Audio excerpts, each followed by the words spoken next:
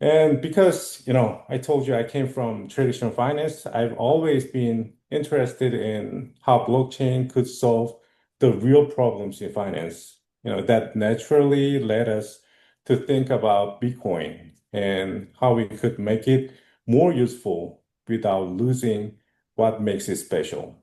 And the story goes to BTCFi.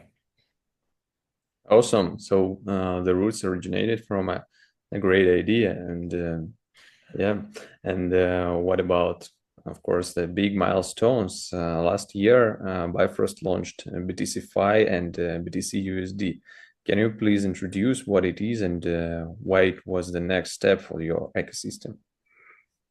Yeah, so launching BTCFi and BTCUSD was kind of natural next step for us.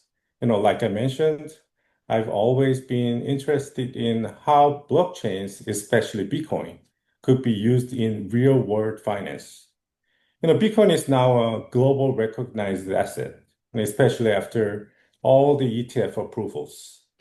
But the weird thing is, even though it seems like, a big financial asset, it's still really hard to use it, like the other financial assets.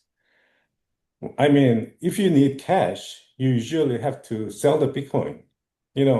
That's the only option. You cannot use your Bitcoin without losing your ownership. So we thought that doesn't really make sense. People should be able to use their Bitcoin without giving up ownership. That's what it means by financial asset.